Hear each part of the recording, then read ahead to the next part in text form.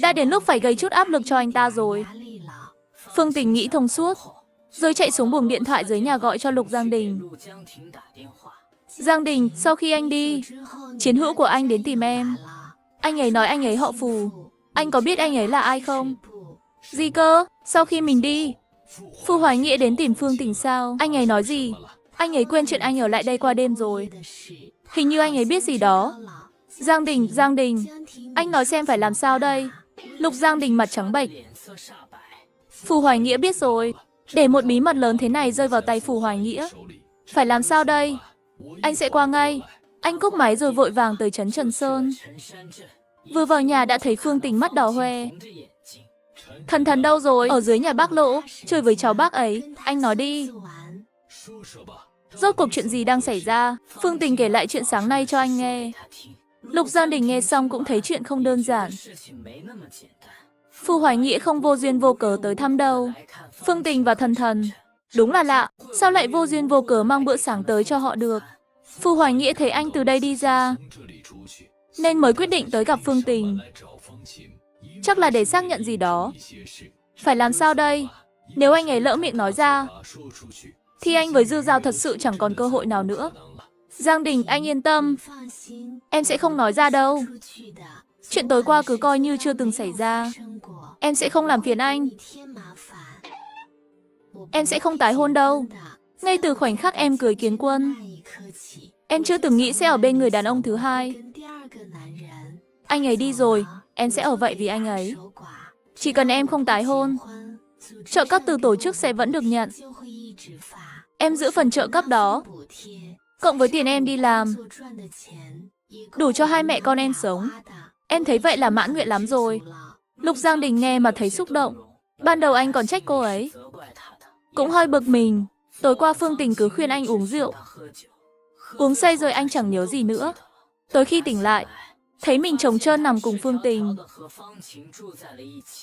Phương Tình bảo say quá chẳng nhớ gì. Anh biết nói gì đây? Anh chỉ biết vội vàng túm quần áo mặc vào, rồi chạy trốn ngay. Không ngờ xui thế, lại đụng ngay Phù Hoài Nghĩa dưới nhà. Giang Đình, anh yên tâm. Em chắc chắn không nói đâu. Chuyện tối qua cứ xem như chưa từng xảy ra. Nhưng chiến hữu của anh đã thấy rồi. Em sợ anh ấy sẽ đồn ra ngoài. Lỡ chuyển tới tai Nguyệt Nha thì sao? Lục Giang Đình mặt mày xa sầm. Cô nắm chặt tay. Nếu chuyển tới đơn vị anh, chuyện này có ảnh hưởng tới công việc của anh không? Lục Giang Đình giật mình trong lòng. Điều quan trọng nhất chính là công việc. Dĩ nhiên là có ảnh hưởng.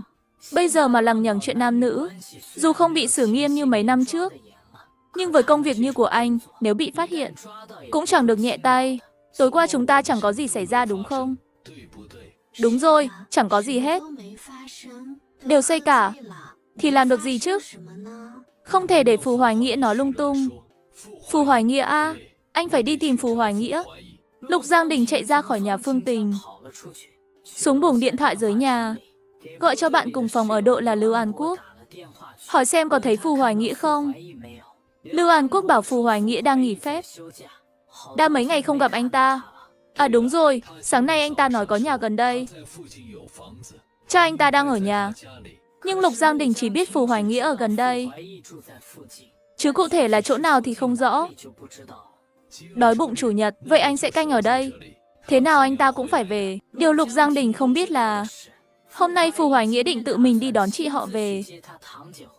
Khi anh ta tới nhà bác cả thì còn sớm. Bác cả chưa đi làm. Phù Hoài Nghĩa kể chuyện cho bác cả và bác gái nghe. Mấy hôm trước chị họ nói cơ thể không khỏe. Không khỏe thế nào? Đã đi bệnh viện chưa? Điều kiện y tế ở quê tệ lắm.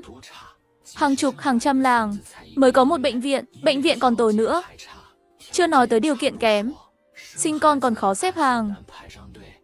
Có người sinh khó, họ thường giữ con, bỏ mẹ. Tỷ lệ sản phụ qua đời cao lắm. Hai người nghe xong, lập tức thấy sợ. Cháu nói có lý. Hay là chúng ta đi đón chị Lạc Nghi về đi.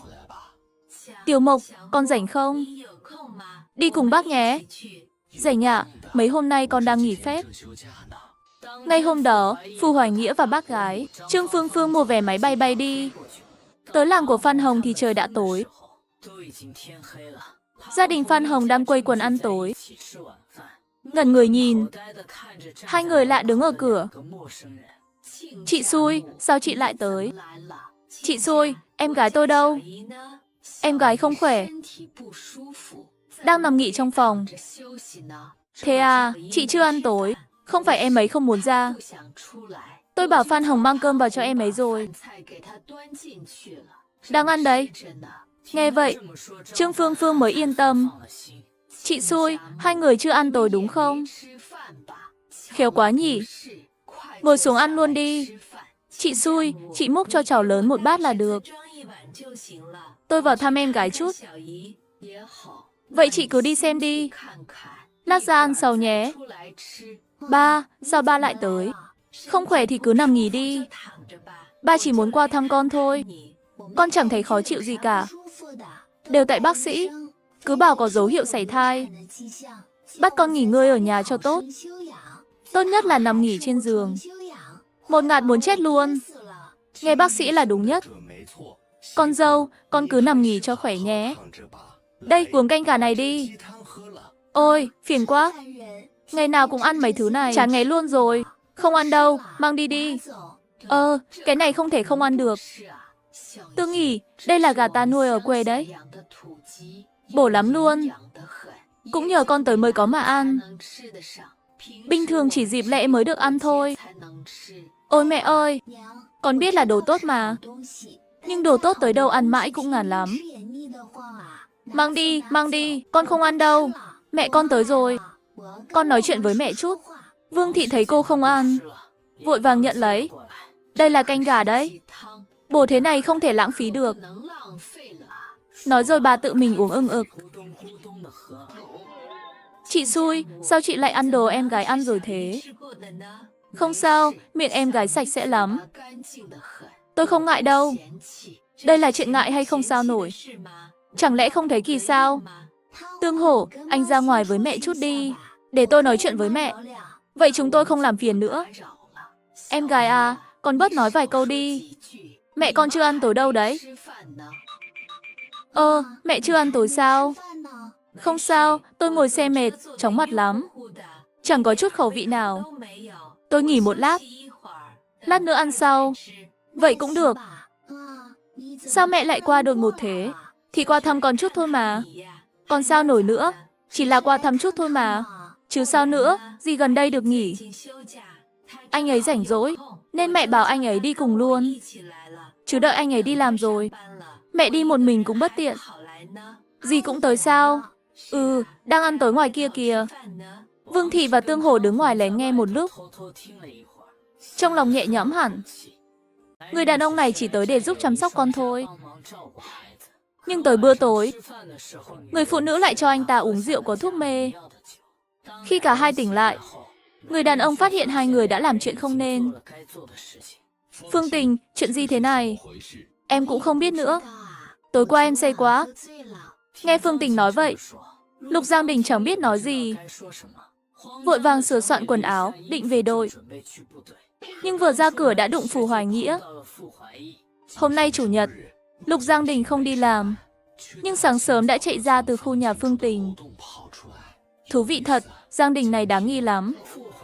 Phù gọi một tiếng, rồi sải bước tới gần. Lục Giang Đình vốn đã hoảng, bị Phù Hoài Nghĩa gọi liền đứng sững lại. Sao anh lại ở đây? Tôi có nhà gần đây mà. Gần đây tôi được nghỉ. Dĩ nhiên tôi về nhà mình nghỉ ngơi. Còn anh, lần trước tôi thấy chị Phương Tình từ chỗ này đi xuống. Anh lại ở nhà chị Phương Tình qua đêm nữa à? Lục Giang Đình mặt trắng bệch, miệng mấp máy mấy lần mà không thốt nên lời. Cuối cùng chẳng nói gì. Chạy trối chết. Lục Giang Đình đâu phải lần đầu qua đêm ở đây. Lần trước Cố Gia nói anh ta còn bảo người ta nghĩ bậy. Lần này sao lại hoảng thế? Chẳng lẽ... Phù Hoài Nghĩa ngẩng lên nhìn về phía nhà Phương Tình. Tìm nhà cụ thể của Phương Tình không khó. Quần áo trẻ con còn phơi ngoài kia kìa. Phù Hoài Nghĩa xuống tiệm dưới nhà mua bánh bao nhỏ, quẩy và vài món sáng. Xách lên nhà Phương Tình. Ai đó? Chị, em là chiến hữu của đồng chí Vương Kiến Quân. Qua thăm chị chút. Phương Tình mở cửa, thấy ngay Phù Hoài Nghĩa. Trước đây gặp ở chợ, chị nhận ra anh ta. Thế à, sáng sớm vậy sao? Nhà tôi bừa lắm. Chưa kịp dọn dẹp gì. Không sao, tôi xem chút rồi đi. Đồ ăn sáng này mua cho chị và Thần Thần. Ôi, anh khách sáo quá. Anh vào trước đi. Tôi pha trà cho anh nhé. Không cần phiền đâu. Tôi nghe Giang Đình bảo Thần Thần bị bệnh, nên qua thăm chút. Thần Thần đỡ chưa? Nghe anh ta nhắc Lục Giang Đình, Phương Tình mặt càng thêm lạ. Đỡ nhiều rồi. Nhưng giờ con bé còn ngủ. Không sao, để con bé ngủ. Trẻ con ngủ nhiều mới cao lớn được. Cảm ơn anh quan tâm. Nên thế thôi, cùng làm với đồng chí Kiến Quân bao năm. Chuyện của anh ấy khiến chúng tôi buồn lắm. Đồng chí Kiến Quân là người tốt. Hồi đó anh ấy giúp đỡ chúng tôi nhiều. Quan tâm Thần Thần là điều nên làm. Vậy sao? Ừ, anh ấy thật sự rất tốt. Ôi, tiếc thật. Thực ra họ không biết. Vương Kiến Quân chẳng tốt với Phương Tình mấy. Ôi, đều là số phận. Chẳng có gì để nói. Tôi vượt qua rồi. Ở Nam Thành có nhiều bạn của Kiến Quân giúp tôi.